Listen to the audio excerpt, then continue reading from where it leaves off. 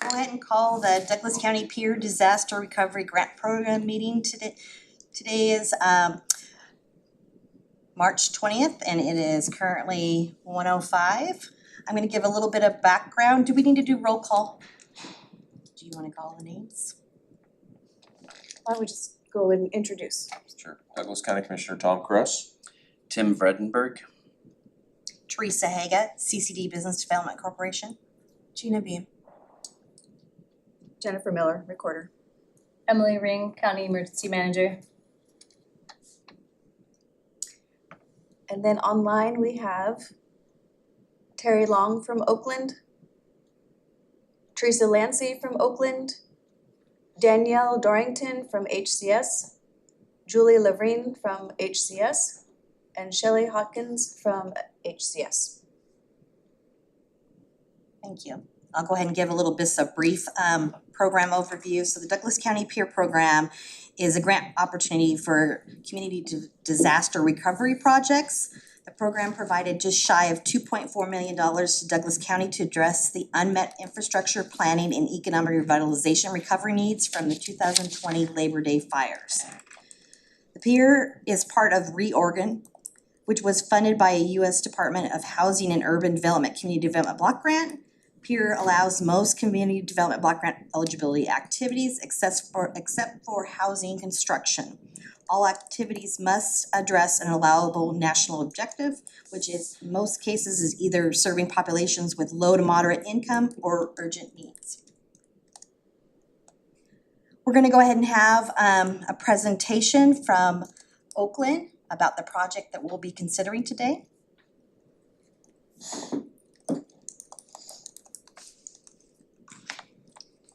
Good afternoon, committee.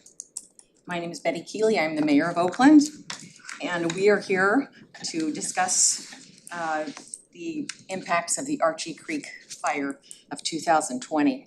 That fire devastated the watershed for Calapooia Creek, which is our sole water source for drinking water for our city. We had applied last year, I believe it was, for this same grant, but with different parameters. We have reapplied with a different parameter. The reason that we did that was because at the time, well, several reasons, but the one that kind of hits home to me is that at the time we were very much concerned about our water, our drinking water, and the condition of the raw water that was coming into our plant, and the things that it brought into us that were so brand new and so exciting. It was an adventure. Anyway, all of those things affected the water plant, and then as a domino effect, also affected our wastewater plant.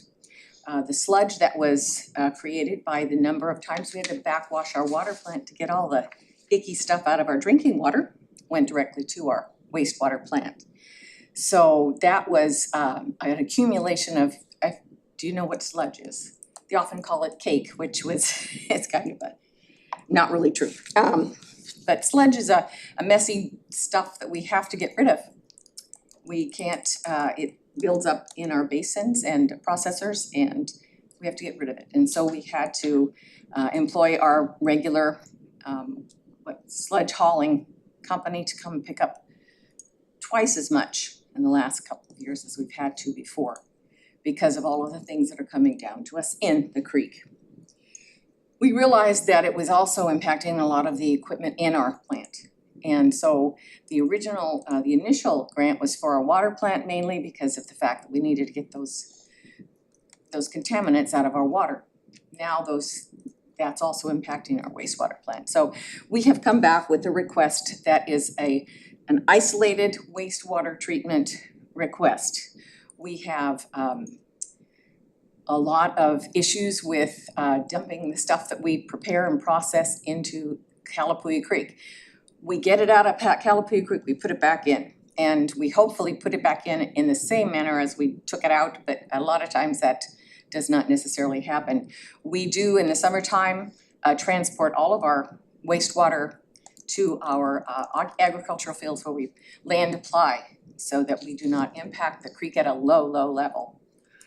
We've had to do that for a longer period of time this year because of the fact that we have all of that sludge just building up in our system. So we are trying to get to the pre-disaster condition that we had our plant in. We did have decently functioning utilities when we first started out in 2020. And then Archie Creek happened and we found ourselves at the bottom of a barrel that we couldn't get out of by ourselves. So we're seeking this funding so that we may return our wastewater plant as an exclusive project to the condition that it was before the Archie Creek fire. And we do intend on making that expenditures for all of the things that we need to do, engineering and the actual functioning of the plant by the end of February of 2028. Thank you. Any questions you have to ask Jim Hart because he's our Public Works Director and he wrote all this for me.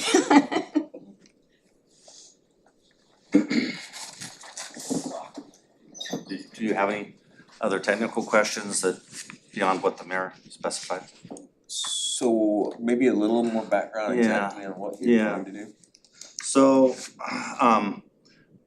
the water plant's running at about a 50% efficiency right now. So that means that for every 100,000 gallons of water we produce, we're producing 100,000 gallons of sludge and water.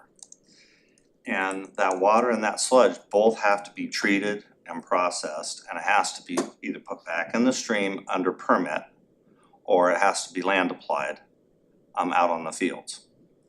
So when we applied originally, we had it so that some of the engineering was being done by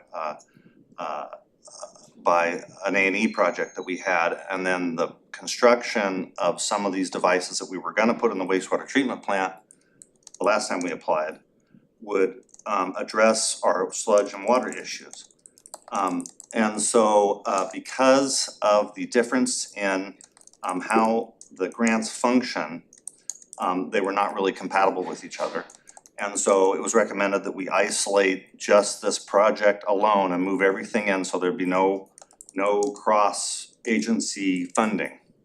And so we're applying for the same thing basically we did before minus the engineering components, which we've added back in here. And the function is to put in a disc filter and either a UV system or ozone, whatever the engineers determine would be appropriate, so that we can convert to a class 1 water and land apply the extra water onto 36 acres and on our fields that we presently cannot do under our current permit. And so when you have these fire events, FEMA policy only allows you to address the actual impacted systems. Anything you do beyond that is considered a mitigation. And so there's a good chance that even when we get finished with making other modifications or cleaning up the direct repairs, that we will still have excessive water and excessive sludge that will come from the Calapooya Creek because the chemistry and the flow of the creek has changed to the point that the current water system cannot handle what's coming down the creek. And so we will continue to have additional water and additional sludge that has to be addressed. And by permit, we're only allowed to put it in the collection system and send it to the wastewater treatment plant. So the wastewater treatment plant is the only point that can treat that water and that sludge. And that has to meet all the new permit requirements that are coming out in 2026. It has to meet all the TMDL requirements of being at whatever the temperature is for fish that's required. Right now, the water temperatures in the summer are about 100 degrees F that are coming from the water treatment plant down to the wastewater treatment plant. That's all gonna have to be cooled and handled and so forth. And so these are significant challenges for us as a little city that we have to address. This is one small component of what has to happen in order for us to be allowed to continue going to the stream. It gives us the opportunity to land apply almost all year round if we have to. The other option, of course, would be to put in large systems that cool the water or digging 1,000-foot long underground trenches to cool the water down to earth temperature before it gets put in the stream, which are pretty elaborate and pretty expensive and pretty unknown.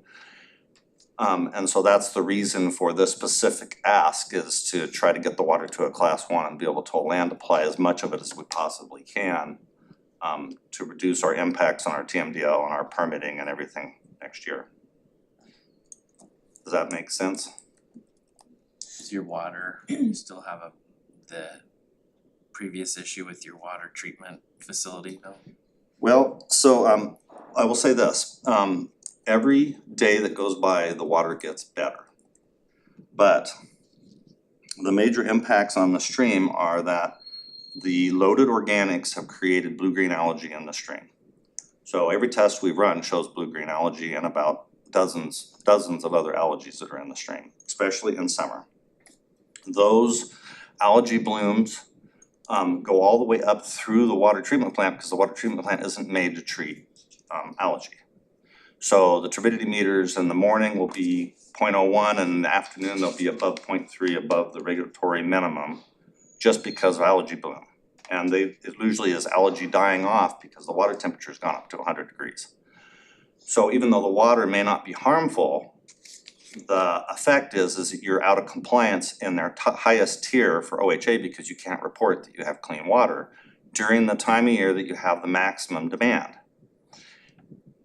As an example, that's one point.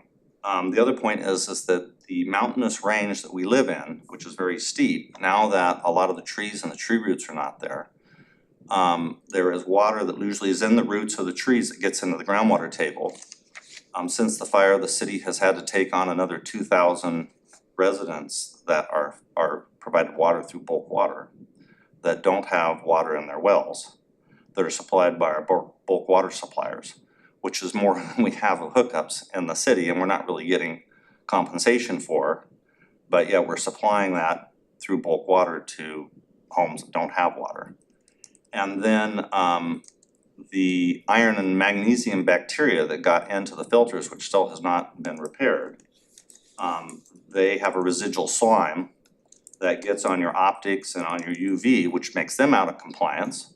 So then you can't prove that you're also getting rid of Giardia, cryptosporidium and the other issues because your optics are all coated.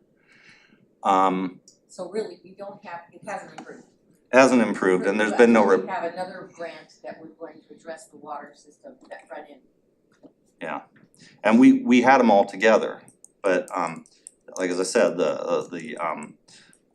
this particular agency had their rules are different enough that it really wasn't compatible with the other agencies, and so that's why we separated it out into one individual project. That makes sense to me.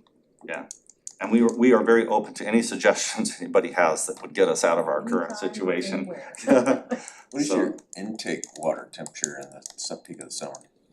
It's 100 degrees, That's the intake, not the outflow. What did it use? What was it before? about 80 in the summer when it was hot, it would Okay. max out about 89. Yeah, part of the problem is that because the mountainous terrain is so steep and because the part of the watershed that has the most amount of water was burned, that 30% is one of our major sources. A lot of the water is just flowing out to the ocean during the winter and won't be retained again until the trees grow back up and reroot the soils. And more of it gets put into the groundwater table. And so as I was saying, every day that goes by, things get better, but it doesn't fix the current problems we have, and that's where we're trying to address right now. It's already done. Has most of that watershed been reforested? You know, so if you go up and you look, all of the private stuff that's owned by the lumber companies is completely, they have all new trees up, everything's 100%. All of the federal stuff is untouched. Where with the percentage breakdown of your watershed? A watershed is federal, it's almost all, there's a defining line where the forest changes, but basically it's, yeah, I guess I don't wanna guess on that one. And the algae that is causing the problem is probably due to the added solar radiation, warming of the streams, cause there aren't trees to shade it. So the organics are caused by the extra soils that are being washed into the stream and are present in the stream itself that haven't been cleared out downstream. Eventually, those soils will be washed downstream if you have enough floods and so forth. the algae blooms, Maybe last weekend. yeah, the algae blooms are caused from the excess temperature with those organics. And the stream is being kind of funny because this last couple of days, of course, it was 18,500 cubic feet per second, just like everywhere else. But in the summer, it gets down to 1 cubic foot per second now because of all the water washing downstream and not being retained by the groundwater table. And so when you start clear up in the watershed on the rocks with no trees providing shade, the sun just beats on the rocks and then continues to heat it up from the very first point all the way down. And as you go through the trees, Sutherland has a water plant that is very high. And they only have just natural organics from dirt and soils. But we go through the farming and residential areas that has the cattle fecal and other stuff like that. So that contributes to the organic loading and the blue-green algae, and then you have the low flows with the high water temperatures, and voila, you have what's happening to us. And there's also if you guys ever wanted to do it, which I don't think you do, but there's a manual about this big written by an independent engineering firm that describes it we could give you, that was a study done on the Kalapuya that was independent. And does it go through the increase in temperatures and the fire and everything else? Oh, yeah, it was, Be interested in seeing it. okay, it was, thank you, because it was a lot of work. But yeah, it was an independent study that they did that highlights all the things they found, the bacteria in the system and what they would recommend and so on. I had a question, the upgrades, what's the longevity of those upgrades? The upgrades will be every bit of 20 years, like a typical conventional upgrade that would be put in a wastewater treatment plant. Even with the increased load that they're having right now, it would get you an additional 20 years for those. Okay. Yeah. And then how many people, you said you had increased about 2,000 people, how many people does the system currently serve? Okay, so the actual hookups, like if you said to me, how many hookups does your system have? There's only about 525 actual hookups. And we are the last point of availability for water basically in that part of Douglas County as far as a city municipality. If you had to estimate the number of people that impacts, what would you? Probably close to 5,000 people at least. Maybe more.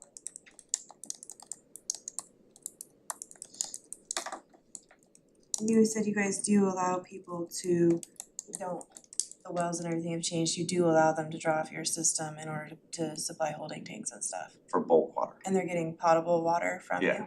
Yeah, so they have a bulk water truck that delivers to them and they refill their cistern and that's how they're getting water, or their tank or whatever.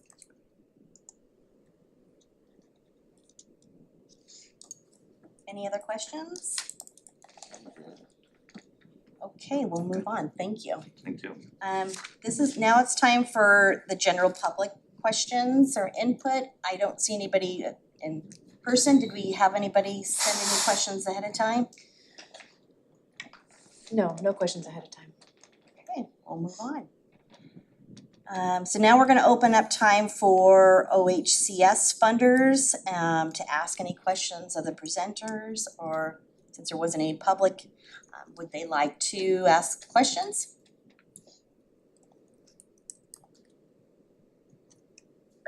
I didn't catch the scope of this application. Did you say you isolated a certain activity from the prior application? Is that correct? Is that Julie Lucerne that's asking? Yes. Yeah, so Yes, Julie. sorry. It's Julie Levert, OHCS. Yeah, Julie,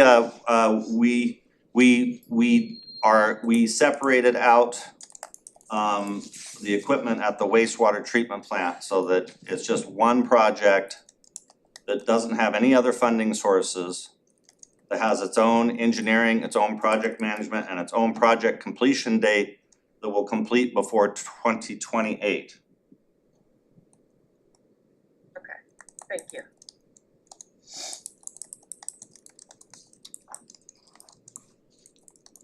Any other additional questions? I do have one thing to add to that. And Julie, we did provide a budget that's already filled out on your budget form.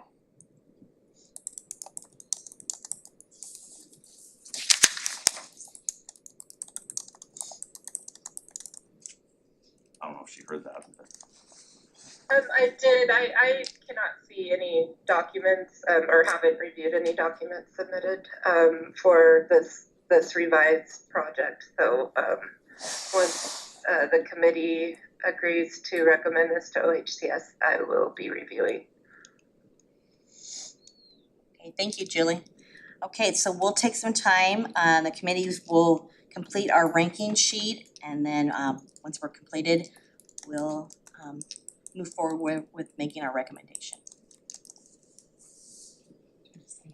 Unless you wanna run away and find out what they decided after. Oops, we won't take that. This is a fast decision. So they just have to do a little paperwork. Okay.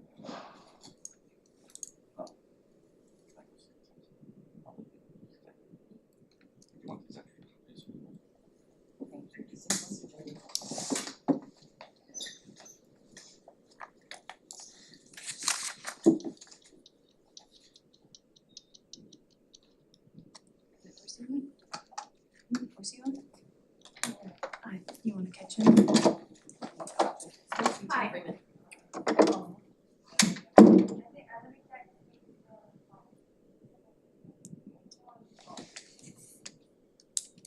Some scheduled stuff, so she's checking.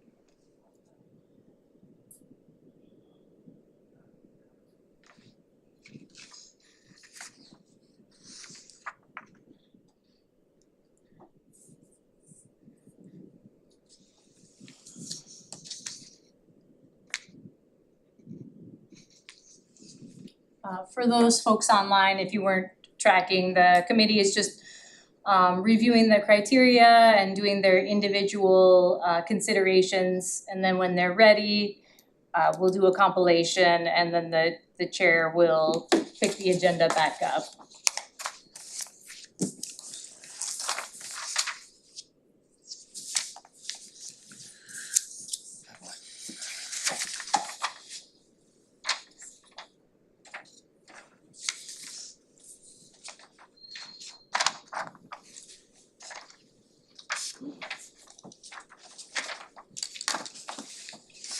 Fell over.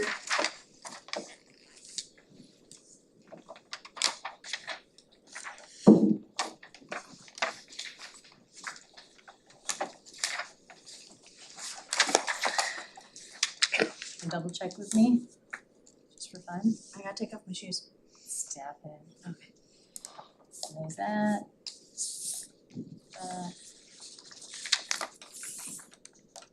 That. So that's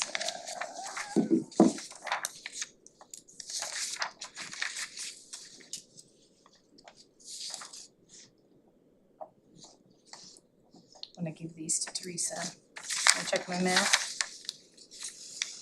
These are pretty big numbers, so I could, I know, you're I'm not always thinking clearly.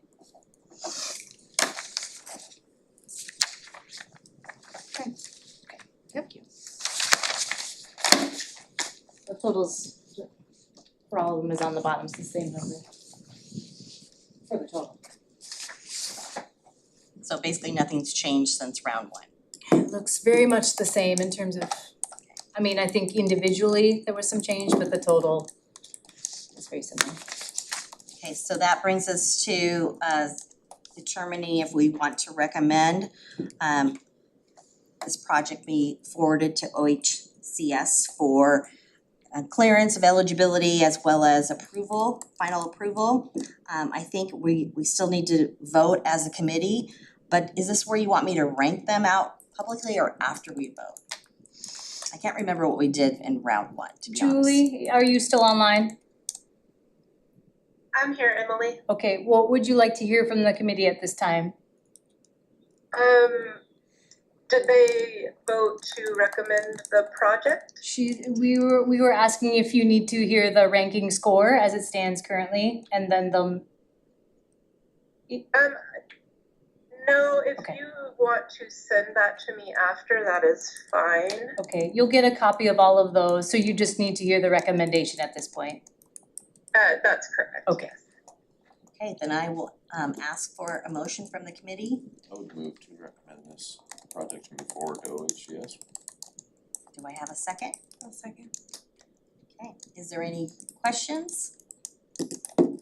I'll call for the vote. All in favor, say aye. Aye. Okay, that approves. We will be recommending, we have recommended and voted to move this revised City of Oakland request onto OHCS for, again, eligibility clearance and final approval. With that, do you wanna add any closing comments, Commissioner? Nope, I hope we get this done in time for you to take advantage of that and get this back to, you guys can recover back to where you were pre-Archie Creek Fire. Thank you very much, thank you.